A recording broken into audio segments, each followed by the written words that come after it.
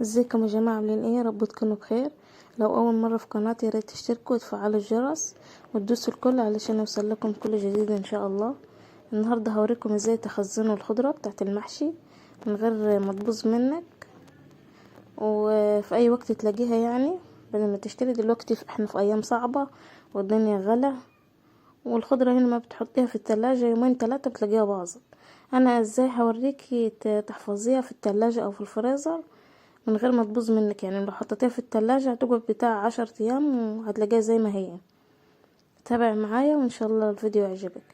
هنا معايا 3 ربط بقدونس على كزبرة اهو. هنا الاول بنقيهم كويس، بشوف الكويس من البايظ يعني اهو. لازم ننقيها كويس اهو. طبعا بنحطها في التلاجة ما بتحملش يومين وبتلاقيها باظت وما بقتش تنفع. والمحشي طبعا عايز خضرة كتير، فهتكون عندك يعني في اي وقت هتطلعيها وهتعمليها على طول. هنا بعد ما نقيتها اهو كويس حطيتها في طبق اهو، وهنحط عليها مية هننقعها كويس اهو. هنغطسها كلها في المية، لازم طريقة النقع دي عشان تطلع كل لو في طين او في حاجة تطلع في المية. نسيبها شوية يعني بتاع ربع ساعة كده ننقعها كويس، وبعد كده نصفيها من المية ونشطفها ونقطعها اهو بالسكينة. ماشي، لو عندك مقص احسن برضو.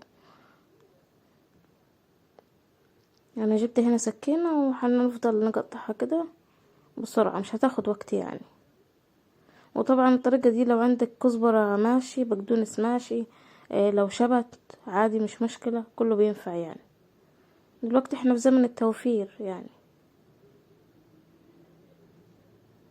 دلوقتي الدنيا غالية والدنيا صعبة.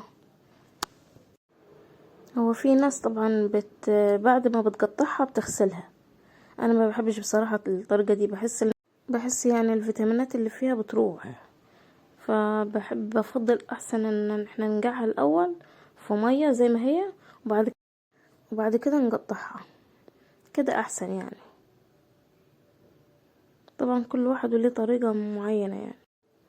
انا الطريقة دي يعني جربتها قبل كده كذا مرة فعجبتني، فقلت يعني اشارككم معايا تنفعكم ولا حاجة.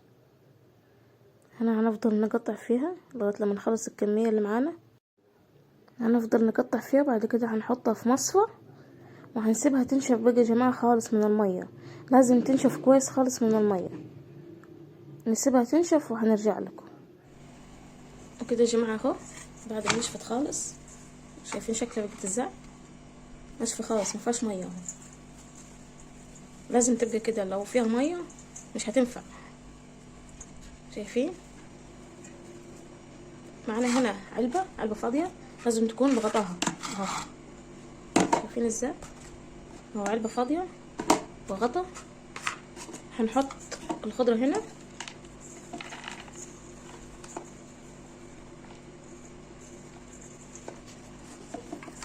وهنا معايا معلقة صغيرة نظيفة خالص اهي.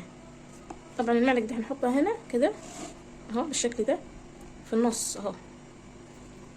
هي المعلقة دي هي اللي هتحافظ على الخضرة دي، هي اللي هتشرب الرطوبة وهتحافظ عليها زي ما انتوا شايفين. طبعا معاكي بقدونس كزبرة شبت نفس الطريقة امشي عليها. وهنغطيها كويس ونحطها في التلاجة. الطريقة دي بتقعد معاكي من اسبوع ل10 ايام. هتلاقي الخضرة زي ما هي ومش هيبوظ منك يعني.